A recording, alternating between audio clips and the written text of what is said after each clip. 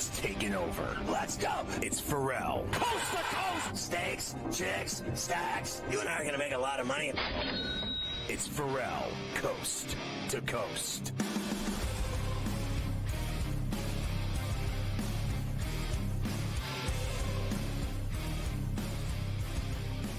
And we are back for El Coast to Coast here on a Thursday. Carver High and Cam Stewart in for Scotty on SportsGrid and SportsGrid Radio. Great to have everybody with us here this afternoon. Big final hour. We've got Keith Stewart, who's going to be down at Harbor Links down there at Hilton Head for the RBC Heritage. We'll get a little update from him. We've got Adam Kaplan with us, our SportsGrid NFL insider, as we are 1 week away from the NFL draft. We have some hockey that we need to discuss as well. So a very busy final hour here for myself and the Prime Minister.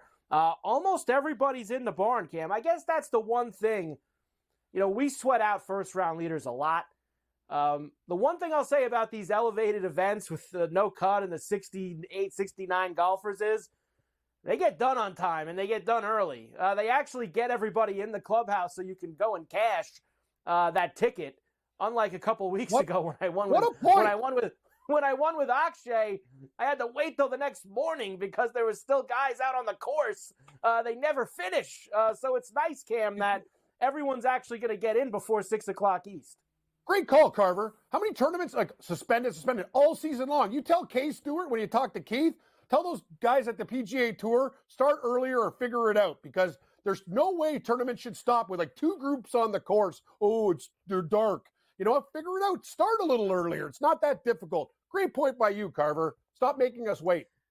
I'm just trying to make sure, Cam, that you get to cash that ticket today, and really within. It's probably dangerous. I'll roll it into something stupid tonight. Maybe I should wait till tomorrow. Well, the good thing is the Coyotes aren't playing tonight. I know if this was yesterday, you probably would have rolled it all into the Coyotes like you did last night. That emotional scene there at the Mullet Arena as they shut down operations in Arizona for the first time. In fact, I'm going to get to that, Cam. I'll probably start there. First, we'll welcome in all the radio affiliates for El Coast to Coast on a Thursday. Carver High and Cam Stewart for Scotty.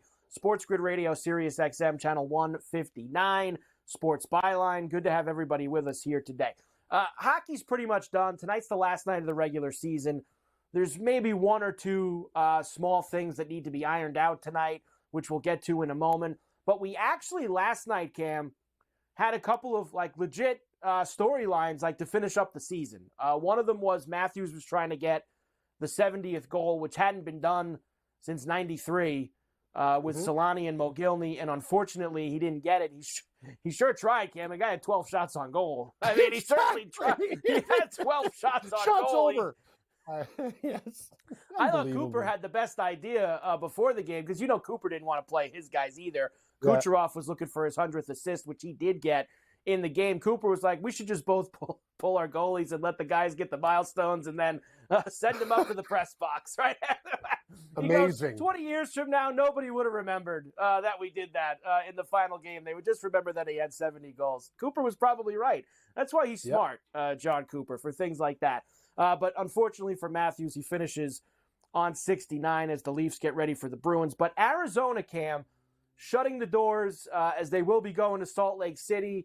A lot of emotional tributes, I guess you could say, last night from several people who have been involved in that organization for a very long time.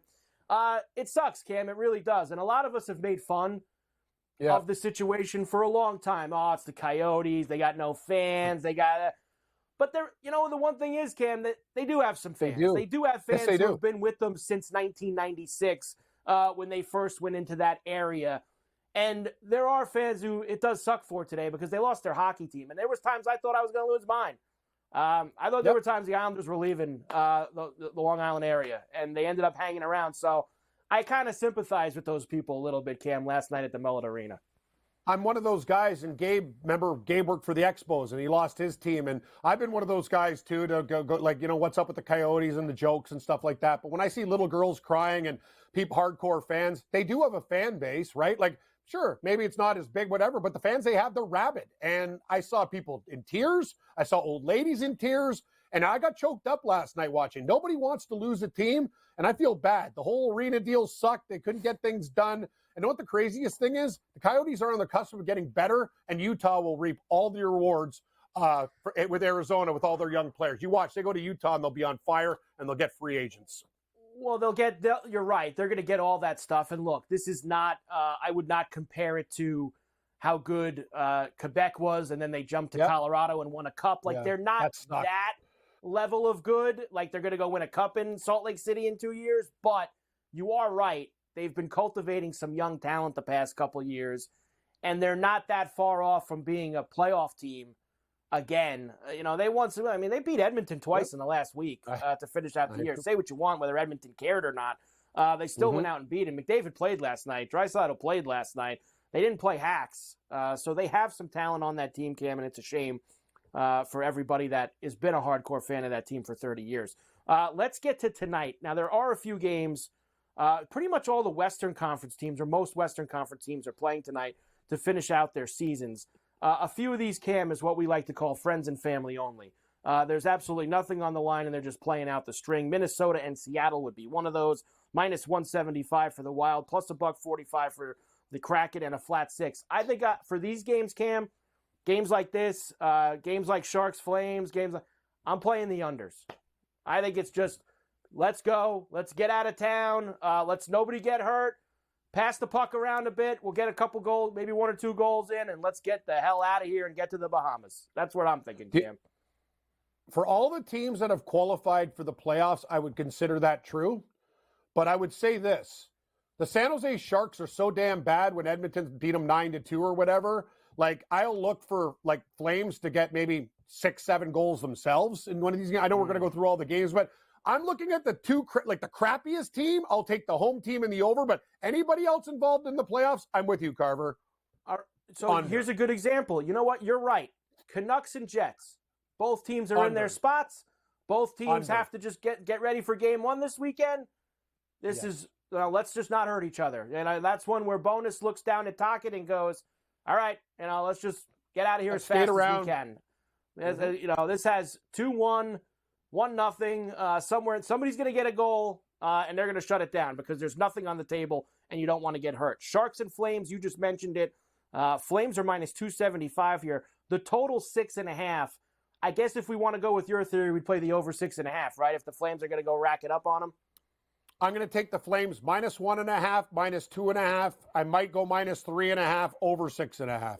Kind of like what I did with Arizona the other night. Went bananas. Right. Edmonton and Colorado, same spot as Vancouver and Winnipeg. Nobody's looking to get hurt here. It's minus 210 for the Avalanche, the total 6.5. No thank you. Now, Vegas is at home for Anaheim, and they're minus 4 Bills, and the total's a flat 6. The deal here is they could be the 3, Cam, and play Edmonton if they win. If they lose, they play Vancouver. I'm not sure who you'd want to play out of those two. I'm guessing Vancouver because of the inexperience. I agree. I might take a shot with the Ducks because I think they want to play Vancouver. They don't want to play the Edmonton Oilers. And the Kings are on the other side of that. I'll give you the King line later because I want to give you some series prices as well. They're playing the Blackhawks at home to finish out the year. Ferrall Coast to Coast. We'll come back. Keith Stewart, read the line from Hilton Head at the RBC. We're back after this.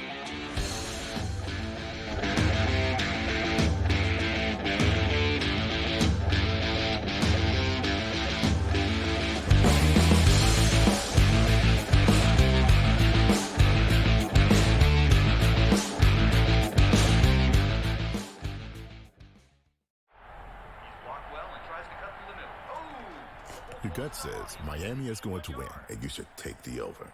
Your gut also said your NFT selfies would only go up in value. They didn't. But your head is on SportsGrid and knows the QB is in concussion protocol. The backup has a 45 QBR against the zone coverage. The New York D has the most sacks in the league. So yeah, trust your head. It's smarter to be on SportsGrid. It's when he swung it easy at 3/4 golf swings, and he pretty much hit his number all the time. Dude, but when he hit something full, he hit it 20 yards over the greens at times. He's like, what are you doing? He's just smiley, happy, and a freakish athlete golf robot that's going to be right there winning majors for the next 10-plus years. It's amazing. Did you say he was smiling or smiley? Only on SportsGrid.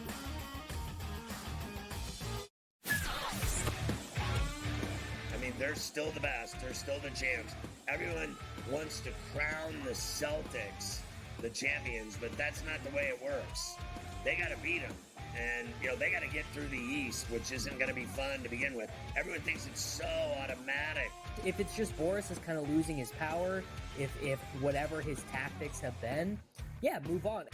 Ferrall Coast to Coast, only on SportsGrid. We talked about the Ohtani story. This interpreter, Ipe, clearly was a problem gambler. I mean, he would be identified as that and beyond.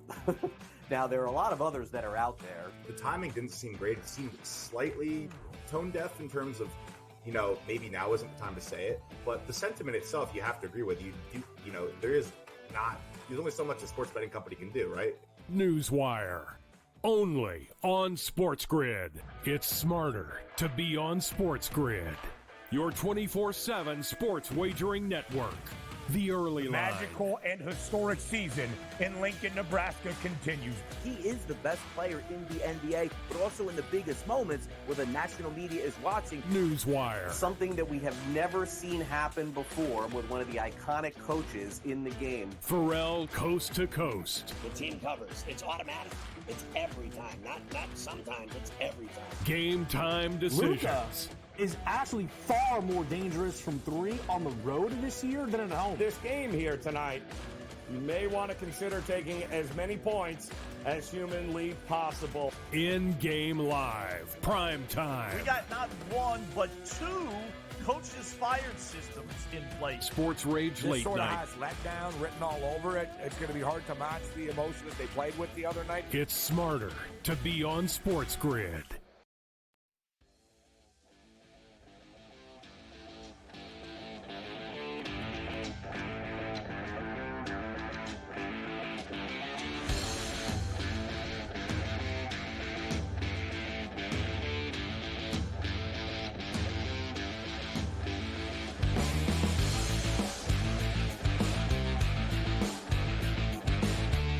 And we are back for El Coast to Coast here on a Thursday. Carver High in for Scotty on SportsGrid and SportsGrid Radio. Great to have everybody with us here today. Of course, Keith Stewart is with us every week on Coast to Coast, usually on Golf Wednesdays for the preview for this week's PGA Tour event. But, my Golf Wednesdays got kind of moved around a little bit this week. We had Keith early in the week for the preview, and Keith's there.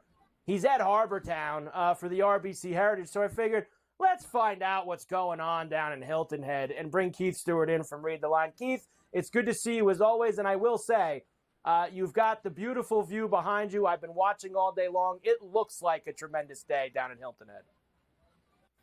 It is an absolute of commerce day, and good afternoon on a Thursday, Carver. Right now, you've got Ludwig the Kid out there with Rory. The crowds are just absolutely percolating, loving these two running around this place, putting on a striped show.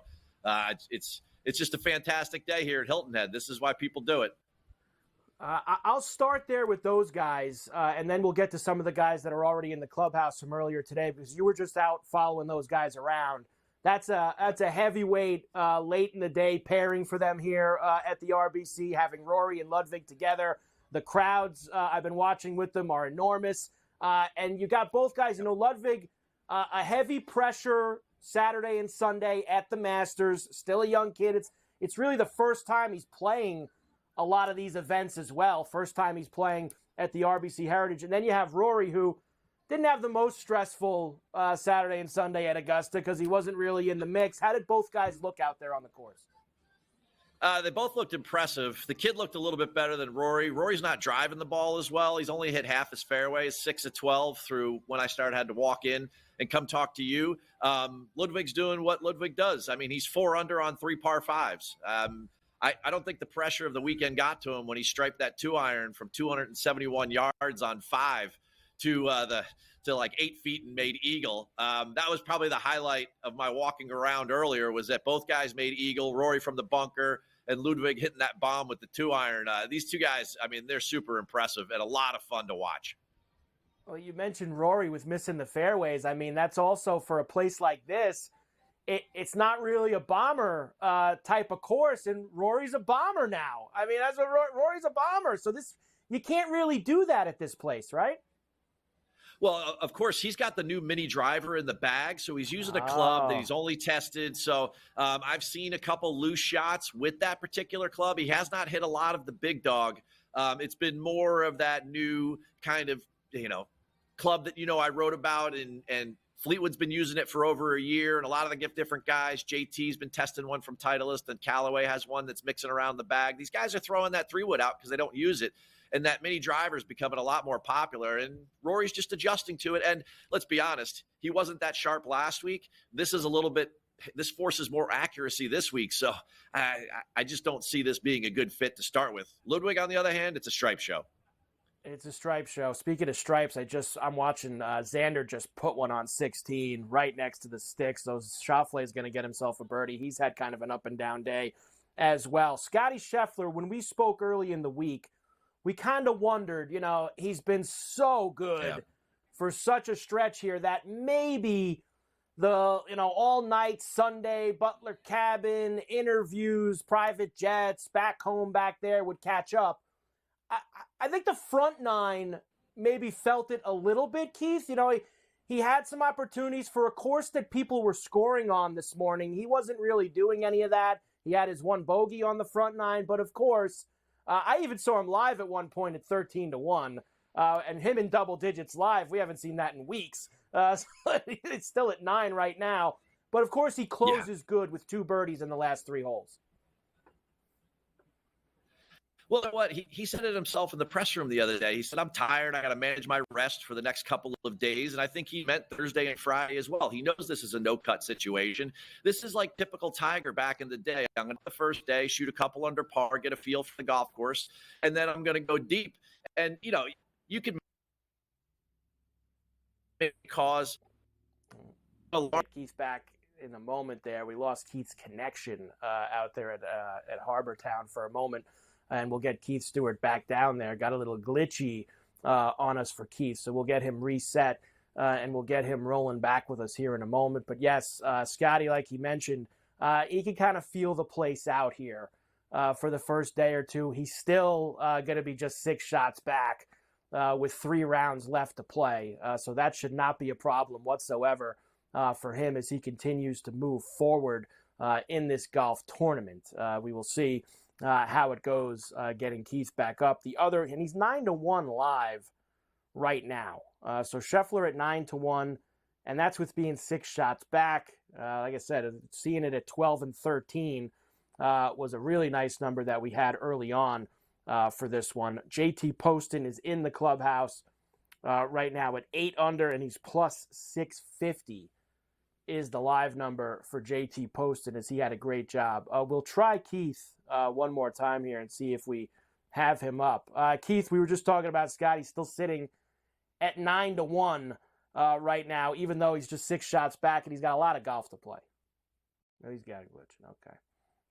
All right, so we've got Keith. We'll try with Keith. I know he's outside in beautiful Hilton Head, and we'll go through that. Poston's plus 650. Morikawa sitting at 8-1 right now, and Ludwig at plus 650 as we go on with that. There was a few other guys who stepped up over the last couple of holes. Cantlay didn't finish bad at all. He got at 4 under, had a bogey on 12, and then had 3 birdies coming in, which helped out his cause. So Cantlay's tied for 10th right now. So is Willie Z in the mix there too.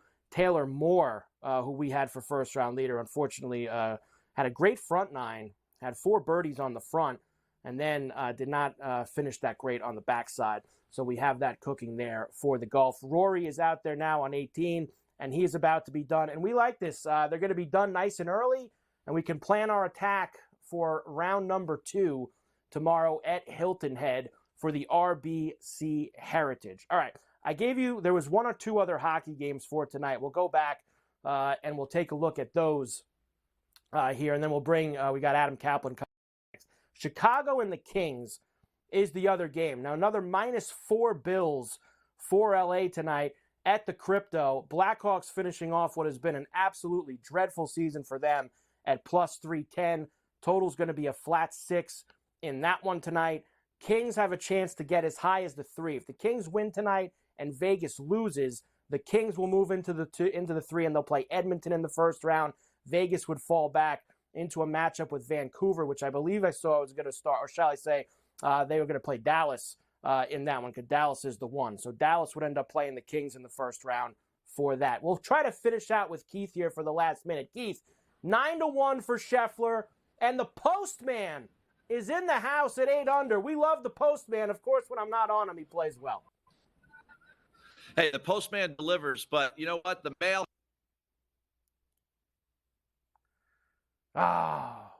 He almost got to the end with Keith, and he had a good line for the Postman right there with the mail, and unfortunately, the outdoor setup at the Hilton Head, because there's just so many people having a good time there right now that got shut down. So we'll come back, and we'll get ready. NFL Draft 1 week from tonight.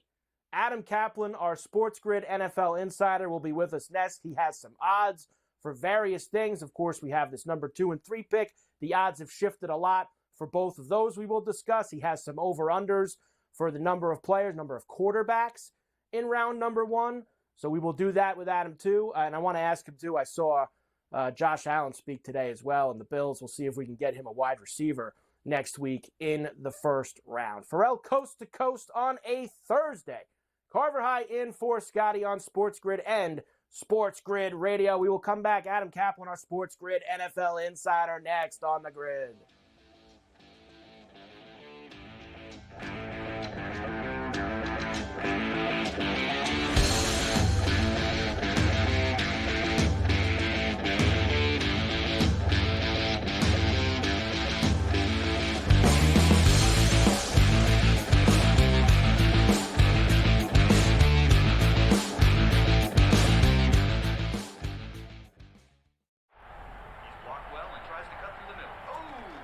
Your gut says Miami is going to win, and you should take the over.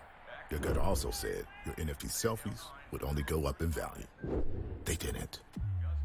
But your head is on SportsGrid and knows the QB is in concussion protocol. The backup has a 45 QBR against the zone coverage. The New York D has the most sacks in the league. So yeah, trust your head. It's smarter to be on SportsGrid. It's when he swung it easy at three-quarter golf swings, and he pretty much hit his number all the time. Dude, but when he hit something full, he hit it 20 yards over the greens at times. He was like, what are you doing? He's just smiley, happy, and a freakish athlete golf robot that's going to be right there winning majors for the next 10-plus years. It's amazing. Did you say he was smiling or smiley? Only on SportsGrid.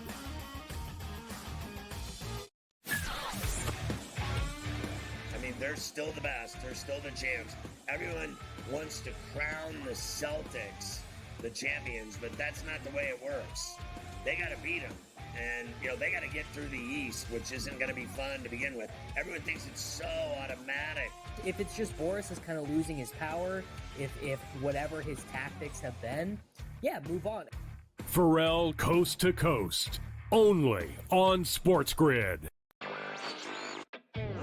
Talked about the Ohtani story. This interpreter, Ipe, clearly was a problem gambler. I mean, he would be identified as that and beyond. Now, there are a lot of others that are out there. The timing didn't seem great. It seemed slightly tone deaf in terms of, maybe now isn't the time to say it. But the sentiment itself, you have to agree with. There's only so much a sports betting company can do, right? Newswire. Only on SportsGrid. It's smarter to be on SportsGrid. Your 24/7 sports wagering network. The early line. Magical and historic season in Lincoln, Nebraska continues. He is the best player in the NBA, but also in the biggest moments where the national media is watching. Newswire. Something that we have never seen happen before with one of the iconic coaches in the game. Ferrall coast to coast. The team covers. It's automatic.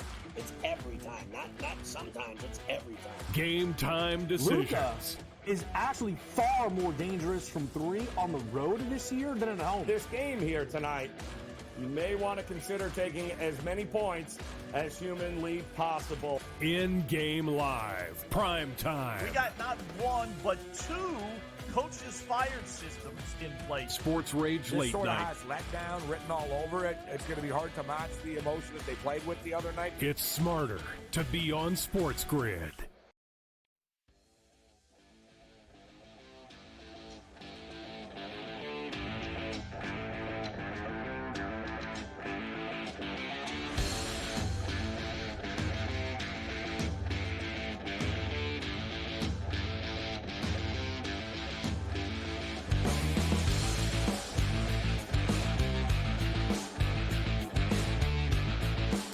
are back for El Coast to Coast on a Thursday. Carver High in for Scotty on SportsGrid and SportsGrid Radio. Great to have everybody with us. Always great. I haven't gotten to talk to our SportsGrid NFL insider in a while, and I'm glad I do today, and that is Adam Kaplan as we sit 1 week away from the NFL draft. This time next week in Detroit, they will get it going. Adam, how are you? I'm good. I'm glad to talk to you. I'm good, man. So, yeah, you're right. It's 1 week from tonight. And by the way, this is the time when teams are having what are called trade calls, Mike. All 32 teams talk with each other. So when we get to draft night, when they have the 10 minutes to pick in the first round, it's not like they're panicking. You know, they want this all worked out. So if you're a team that wants to trade up, you've got this worked out. If you're a team that wants to trade back, you've got that worked out as well. So on the clock, there are no delays because we've seen this before, not a lot. When a team's board, particularly if you pick the 20s, if your board's been sort of evaporated, you don't want to be in a situation where you're not sure what you want to do. Those things don't really happen anymore. And that's why teams are doing this now. They're all talking to each other. Yeah, and I guess in the next week is where you'll start to get all the stories, right? Like this team's listening. Like you even had Elliot Wolf. He's the guy, I guess he's the talker for the Patriots now. You know, we're open for business. We're listening to calls. You had Adam Peters from Washington. We don't think we're going to move back. We really like who we think we've zeroed in on someone. You're going to hear a lot of stuff, Adam, in the next 7 days. And most of the time it's being put out there to try to keep, off the scent of somebody that a team really does like. Now, with Washington, and listen to Adam Peters talk, the first-time general manager for Washington, when you say we pretty much know who we're zeroed in on, that tells you that, look, you don't need to call us to make a trade because we know what we're going to do. And obviously they're taking quarterback there. And we'll get into that in a minute. But as you go along here, though, and I know there'll be some odds we'll talk about next week in terms of teams who might trade and who might trade down and trade out and so to speak. But at this point, a week away, this is when teams kind of finalize everything. They have a very good idea where they're going to go with that pick. But as Peters was talking about today, they go over with the medical information with the doctors. Because honestly, Mike, this happens in every draft. And sometimes you don't know until after the draft. A player will drop out of the first round, and sometimes we just don't know why. It's usually for medical reasons. Usually is. Let's get into some of these odds that you have for us today. As we sit 1 week out from the draft. Let's start with the number one overall pick. Now, look, I think we know what's going on here, Adam. We're pretty comfortable with what the Bears are going to do here. There's a reason why Caleb Williams is at the number that he's at right now. Yeah. In my mock draft at ProFootballNetwork.com, I've mocked Caleb Williams since January to the Bears. They're minus 10,000. So, yes, obviously, they're going to go with Caleb Williams. You notice there have been no rumors about them doing anything but Caleb Williams. And in fact, you haven't heard a lot about other teams, and the visits were over yesterday. You have not heard a lot of teams trying to bring him for visits because everybody knows it's fait accompli. The Bears are going to go with him. Now, if you thought it could be someone like Drake May or Jaden Daniels, May, believe it or not, has got even shorter odds, plus 2,000, and Daniels 3,000. That, to me, I would have it flip-flop. That one makes no sense to me, but it is what it is. But the bottom line is, yes, Caleb Williams has been the consensus. And by the way, I've heard this from a lot of people. The way that odds makers get their odds, the way they come up with it, they look at mock drafts. They just like clubs, by the way. Mike, I don't know if you know this, but it's not talked about a lot, but I know for a fact, NFL GMs, personnel directors, they look at mock drafts that are out there, and they're interested to see what people think about their club and other clubs as well. That's the big thing. Yep, and there's a lot of them out there circulating, that's for sure. Two, I guess we would say, is the first pick, where there's a little bit of intrigue. But is there at this point a little bit of intrigue? Do we kind of know where Washington's going to go? Yeah, here's another guy I've been on for the Commanders at number 2. They're going to go with the quarterback. I've had Daniels being the pick for the last 2.5 months, and they are minus 200. Daniels is minus 200 to go to Washington. And Drake May is plus 160. Now, they're completely different quarterbacks. Daniels is a more polished quarterback. He's more ready to play. That's the word I've gotten from my sources. And then when you look at it with May, bigger physically, big arm, not a great processor. He's pretty athletic, but he needs a lot of work. And the key for New England, if New England decides that they want to go with him, we'll get to them in a minute, is when do they think he could be ready to play? That to me is the number one issue, because this is why you have a veteran quarterback. Look, if you don't think things are going well here, like for Washington, they've got Marcus Mariota, and New England's got Jacoby Brissett, who they know well. They drafted him, but when you look at it, if your guy's not ready, you really want to have that Gardner Minshew type, that guy who's been there and done that, started games, knows what it's like to be a backup. It's very important to have that guy because, Mike, not every rookie quarterback's like your guy Josh Allen, who the team's going to throw in there and not worry about what happens. Pick number 3 is the New England Patriots. We were mentioning earlier before about Wolf talking today and saying they're open for business and they're listening to offers and they haven't heard a good one yet. Drake May's the favorite here, but I feel like unlike the first 2 picks, Adam, this is the first one where we can legitimately maybe hunt for some value with some plus money amongst these other ones in case there is a trade in this spot or there's somebody that maybe New England likes that we're not thinking about. Mike, that is 100% why if you're looking at these odds, if you're looking to get down on these numbers, there's going to be a trade in the top 10. It's just a matter, and it's going to be for a quarterback, most likely. So if you're looking at it, yes, this is where New England, has a lot of needs, mostly in offense, but they need receivers in the worst way. They obviously need a quarterback, trading Mac Jones. They need a young tight end. They need a left tackle. Actually, could use 2 offensive linemen, but left tackle is a big one. So, yeah, when you look at it, Drake May's minus 120. He's clearly the favorite. It's what everyone who follows the Patriots probably thinking. That's what I've been thinking the last few months. But, look, if they trade down, that's where the J.J. McCarthy comes in, or another player, or another position, by the way. Again, New England, Mike, they've got a bunch of receivers. They're all kind of number 3s. They don't have that true number 1 receiver. They do not, and there's a couple of potential true number 1 receivers that are going to be available here in this draft. All right, I like this next one that you have, and I've seen this market over the past couple of days. The first non-quarterback selected to draft. Now, you have some interesting names here, of course. You have Marvin Harrison Jr., Neighbors, Alt, Dallas Turner. How are you feeling about this one?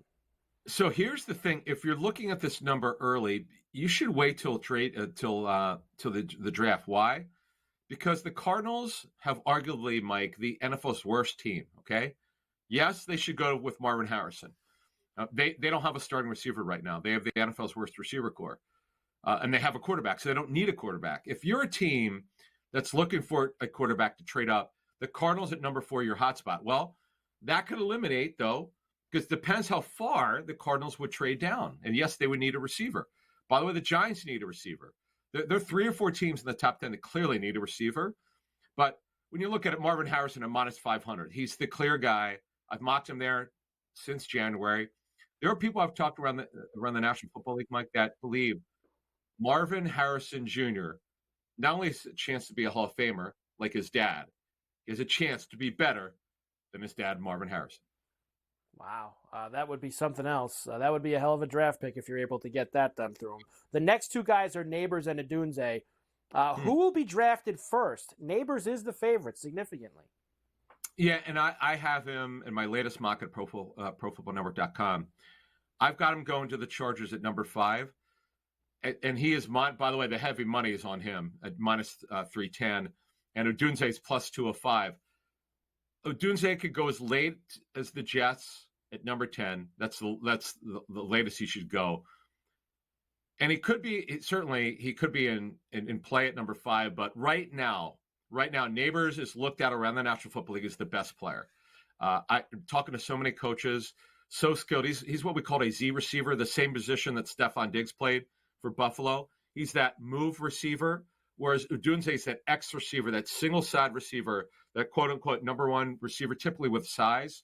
But when you look at it, Neighbors is widely thought to be the better football player, but Odunze is not far behind. He's really terrific and a guy that will start week 1 wherever he goes. Yeah, I don't think it's that far off with the 2 of them, Adam. I'm with you 100%. I think either guy is going to be extremely helpful, whoever gets them. Total quarterbacks selected in round number 1. I thought 6 weeks ago that even maybe 6 was going to be a slam dunk, but it doesn't sound that way anymore. 4.5 is the number, with minus 190 to the over. It's funny because I have 4 going, and I know it's an overvalued position. It's why J.J. McCarthy's probably going in the first half of the first round. But look, when you don't have one, Mike, there's a saying in the National Football League, you're looking for one. And Bo Nix or Michael Penix probably will go back somehow in the back of the first round. Maybe a team trades out from the second round that doesn't have that future quarterback. Now, the problem with Penix is the injury history. It's the shoulder. It's 2 major knee injuries. You're worried about that. I don't worry about the age. Nix didn't play well at Auburn, but he sure played well at Oregon. Now, when you look at it, the over is minus 190. I would have a slight lean towards the over. I just know this. Right when you don't think there are going to be a lot of quarterbacks drafted in the first round, there winds up being a bunch of them. And 10 seconds, Adam, quickly. Nix or Penix, who goes first between those two? I've changed my mind on this. We'll talk more about this next week. I got it, Nix. Just like this. Very wow. Nix, go get it. Plus 150 right now. Adam Kaplan, our SportsGrid NFL Insider. We'll see you next week. Draft week, Adam. Let's go on Coast to Coast. Good.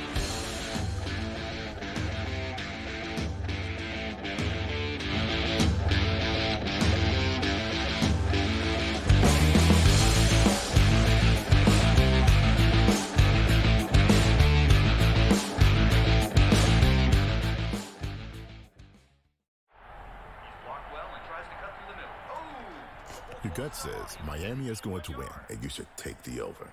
Your gut also said your NFT selfies would only go up in value. They didn't. But your head is on SportsGrid and knows the QB is in concussion protocol. The backup has a 45 QBR against the zone coverage. The New York D has the most sacks in the league. So yeah, trust your head. It's smarter to be on SportsGrid.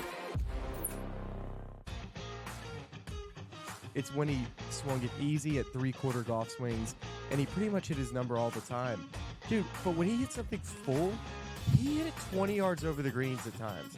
He was like, what are you doing? He's just smiley, happy, and a freakish athlete golf robot that's going to be right there winning majors for the next 10-plus years. It's amazing. Did you say he was smiling or smiley?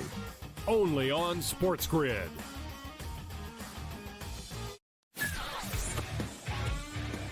They're still the best. They're still the champs. Everyone wants to crown the Celtics the champions, but that's not the way it works. They got to beat them. And, they got to get through the East, which isn't going to be fun to begin with. Everyone thinks it's so automatic. If it's just Boris is kind of losing his power, if whatever his tactics have been, move on. Ferrall Coast to Coast. Only on SportsGrid. Talked about the Ohtani story. This interpreter, Ipe, clearly was a problem gambler. I mean, he would be identified as that and beyond. Now, there are a lot of others that are out there. The timing didn't seem great. It seemed slightly tone deaf in terms of, maybe now isn't the time to say it. But the sentiment itself, you have to agree with. There's only so much a sports betting company can do, right? Newswire. Only on SportsGrid. It's smarter to be on SportsGrid. Your 24/7 sports wagering network. The early line. Magical and historic season in Lincoln, Nebraska continues. He is the best player in the NBA, but also in the biggest moments where the national media is watching. Newswire. Something that we have never seen happen before with one of the iconic coaches in the game. Ferrall Coast to Coast. The team covers. It's automatic. It's every time. Not sometimes. It's every time. Game time decisions. Luka is actually far more dangerous from 3 on the road this year than at home. This game here tonight, you may want to consider taking as many points as humanly possible. In-game live. Prime time. We got not 1, but 2 coaches fired systems in place. Sports Rage Late sort Night. of has letdown written all over it. It's going to be hard to match the emotion that they played with the other night. It's smarter to be on SportsGrid.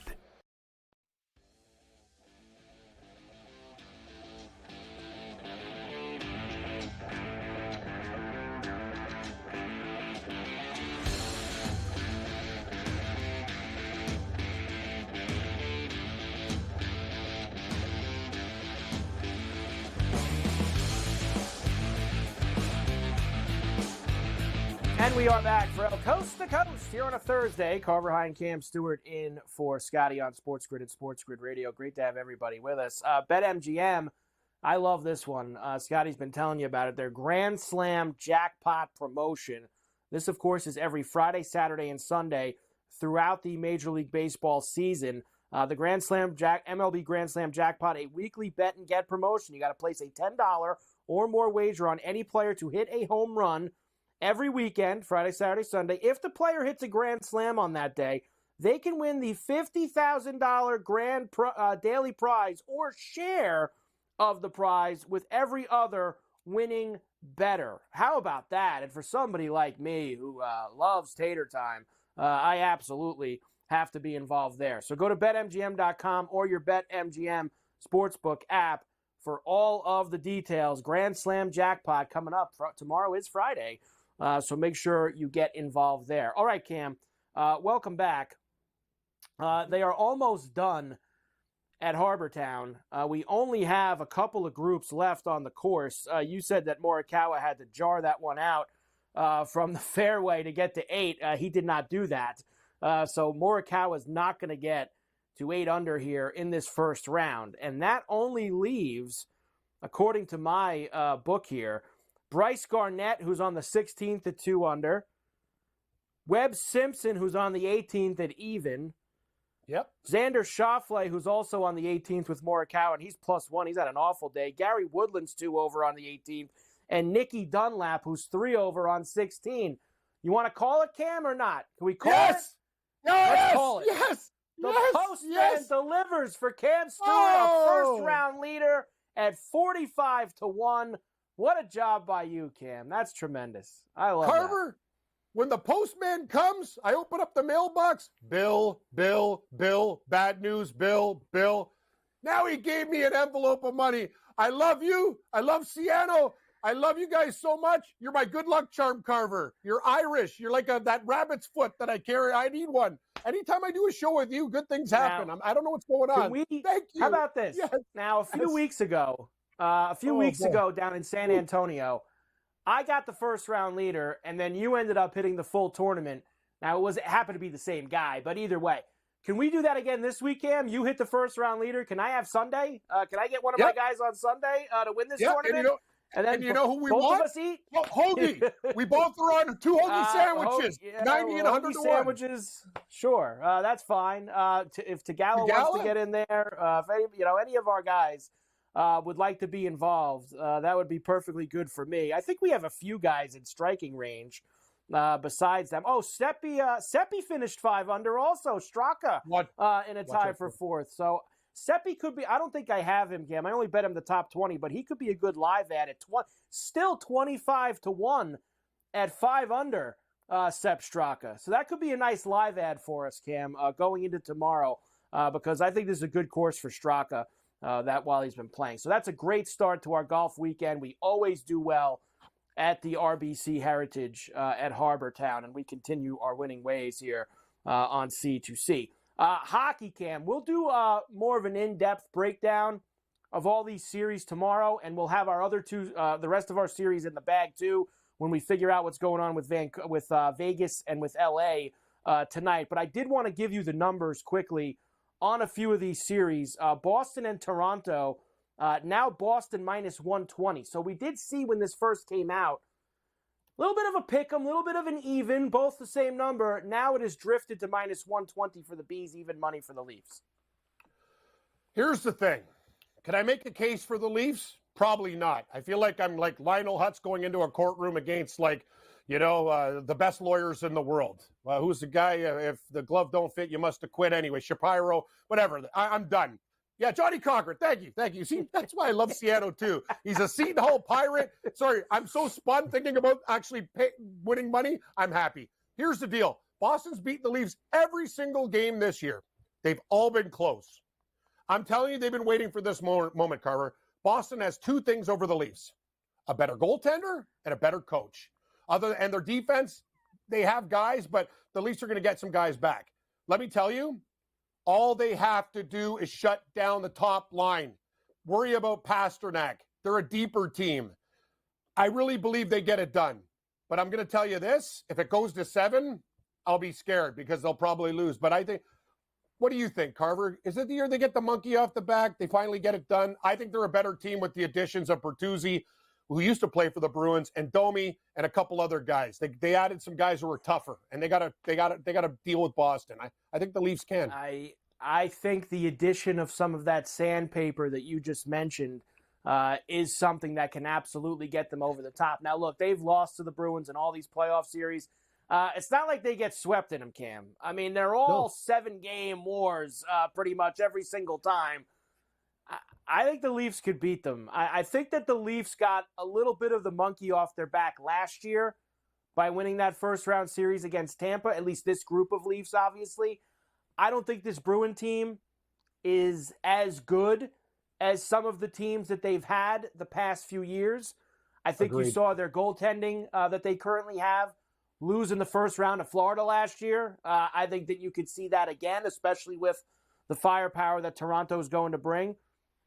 I like the Leafs, Cam, believe it or not. I'm actually going to pick them to win this series. As crazy as that sounds, I think they can. And I like that because they lost the other night.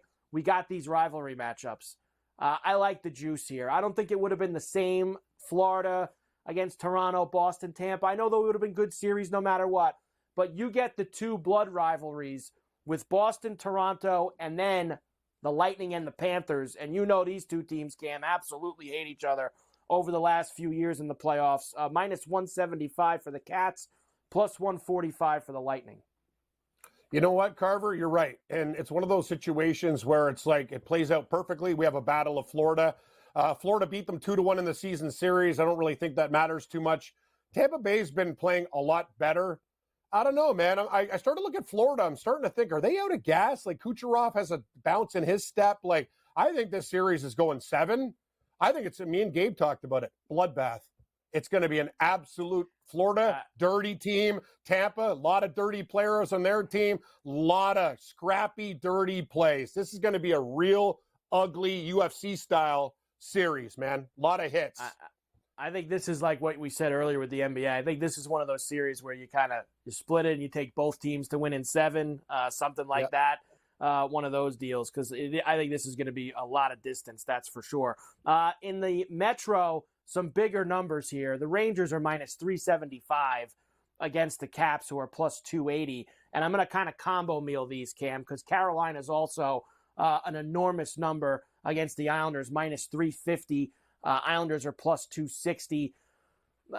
Out of the two heavy dogs, Cam, I probably lean, and this isn't just me being an Islander fan, I probably lean more to the Islanders having a shot than I do the Capitals, because they also they've played this team a lot, the Carolina, in the playoffs, so there's a lot of familiarity there. This is kind of a different Capital team, aside from Ovi, that's had some wars with the Rangers in the past. I do think the Caps will give the Rangers a hard time, though, Cam. I don't think this is going to be some 4-game sweep where the Rangers blast them. I think because of the style that Washington plays, they're going to make it very difficult on them.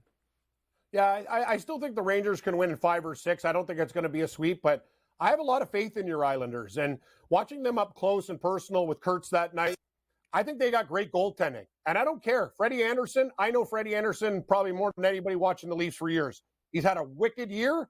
The playoffs are a whole other story when he was the Leafs goalie. I'm telling you, Carolina, they're a lot like the Islanders, just a little more talented. But with Patrick Roy and the way this team played down the stretch, I'm telling you, I think every game, I would not be shocked. Like, Carver, I see overtime games. I see tight games. The Islanders want to turn this into a real slugfest. They don't want to go up and down with Carolina. And I'm telling you, some of their veterans, I like Paul Mary. I think Horvat's going to pick up his game. I'm concerned about the defense a little bit, but you know what? And I start Varlamov over Sorokin. I don't know how you feel about that. I think Varlamov was great at the end of the year. I watched that Islander team. It's weird. Leaf fan, and I kind of I'm cheering for the Islanders, bro. I know we've had our rivalries in the past, but I want the Islanders to win. I think they're going to start Varlamov, and I think they kind of dropped you that hint by starting Sorokin last night against the Penguins in the meaningless game. I think that they kind of tipped their hand that they're going to go to Varlamov, who's been the hotter goalie. And they're 8-1-1 in their last 10 going into the playoffs. They've played really good hockey. They just can't beat that team. Eventually, Cam, and I know Carolina's a lot better than them, but eventually, you got to finally beat them. You can play them all the time in the playoffs. You got to get them once. And if they do, maybe we get that, at least around here, dream matchup of the Islanders and the Rangers playing their first playoff series in 30 years, if we can somehow get that, if both get through. Western Conference, we only know 2 series, Colorado and Winnipeg. Colorado's minus 135, Winnipeg's plus $1.15.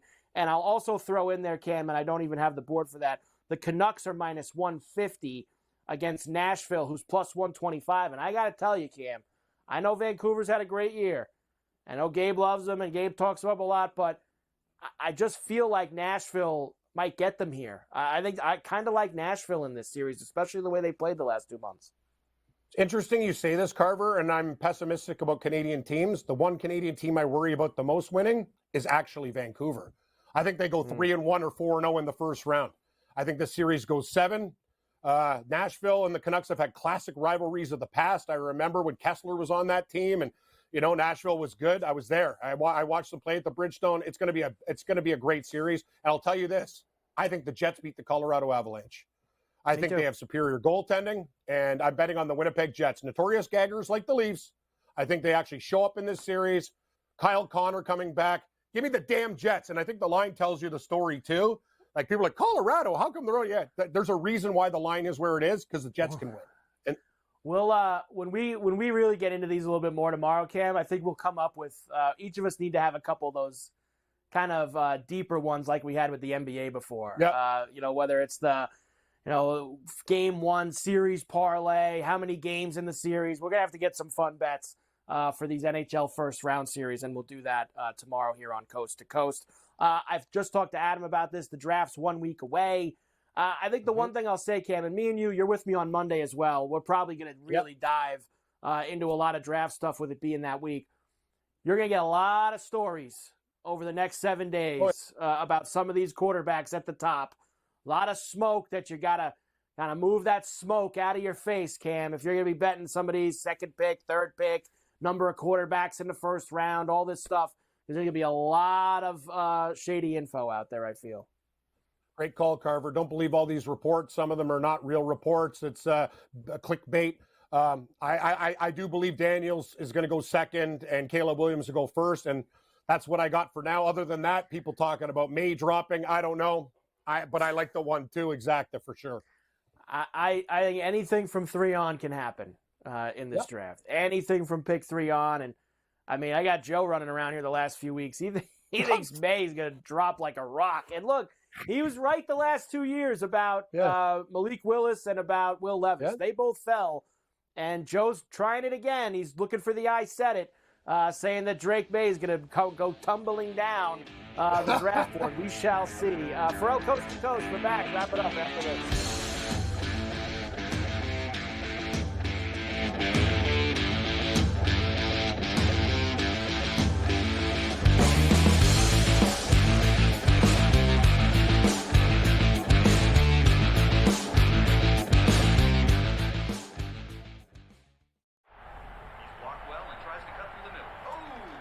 Your gut says Miami is going to win, and you should take the over. Your gut also said your NFT selfies would only go up in value. They didn't. But your head is on SportsGrid and knows the QB is in concussion protocol. The backup has a 45 QBR against the zone coverage. The New York D has the most sacks in the league. So yeah, trust your head. It's smarter to be on SportsGrid. It's when he swung it easy at 3/4 golf swings, and he pretty much hit his number all the time. Dude, but when he hit something full, he hit it 20 yards over the greens at times. He's like, what are you doing? He's just smiley, happy, and a freakish athlete golf robot that's going to be right there winning majors for the next 10-plus years. It's amazing. Did you say he was smiling or smiley? Only on SportsGrid.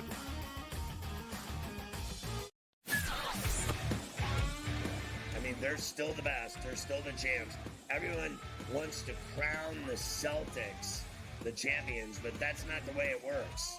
They got to beat them. And, they got to get through the East, which isn't going to be fun to begin with. Everyone thinks it's so automatic. If it's just Boris is kind of losing his power, if whatever his tactics have been, yeah, move on.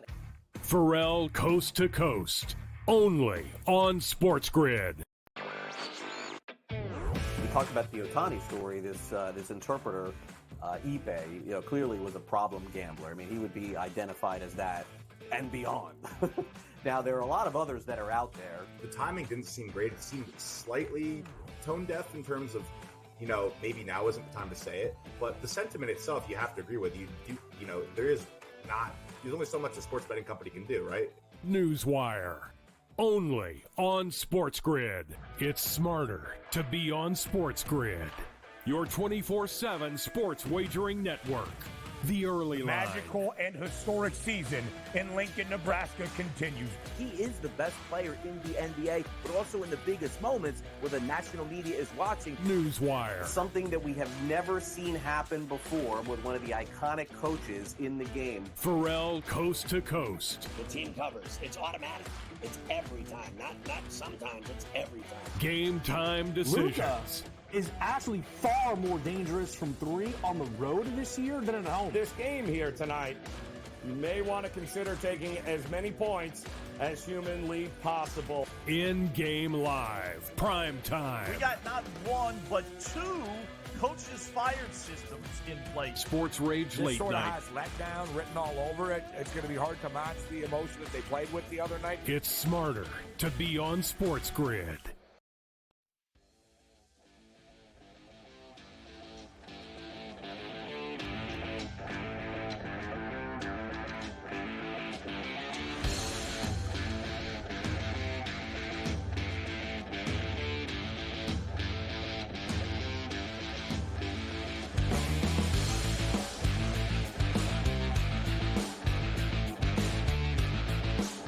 And we are back, Ferrall Coast to Coast, here on a Thursday. Carver High and Cam Stewart in for Scotty on SportsGrid and SportsGrid Radio. All right, Cam, a few things before we leave. Number one, we thought we were only going to get 2 baseball games tonight. Unfortunately, now we're only going to get 1, as they have wiped away the Marlins and the Cubbies at Wrigley. Some bad weather there, so that's postponed. They'll play a doubleheader on Saturday. They're going to play tomorrow afternoon in the usual Friday businessman special, the afternoon game out at Wrigley for that. So just the Diamondbacks and the Giants tonight for baseball. Number 2, this was just from Wyshynski. He just tweeted this.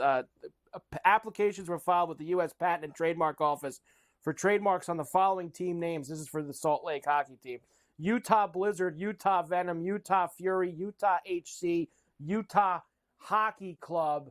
I got to tell you, Cam, I think they all suck, and I would prefer if they called what the old AHL team used to be, the Utah Grizzlies. I like that better than anything that they have there. I couldn't agree more. Fury Venom? What is this? Roller derby? Get a grip. Those names reek. Honestly, Blizzard used to be Toronto Blizzard. I don't even mind Blizzard. If Blizzard's the best out of those, like Venom. Wait. A Sasquatch who's got venom in his fangs? Like, what the hell are we doing here? Like, come on. It's got to be some kind of beast. Like, because they have the Colorado Avalanche or the Utah Blizzard or... You can't have that. You just can't have Utah Blizzard. That's Sasquatch? That's no good. That's no good. That's Jack Link's. Sasquatch. It's better than Venom. That? Fury? Cam, that sucks. I will see you back here tomorrow. It's me and you again. Full NHL and NBA preview, because over the weekend, game 1s for everybody on Saturday and Sunday. We'll give you the numbers. We will get you set up for the weekend. And Cam will have round 2 at Harbor Town for the RBC Heritage. We've got some ads to make here tonight on the big board. Great job by Mafia, the crew, and everybody else that was on. Game time decisions is next. Coast to coast. We'll see you tomorrow on the grid.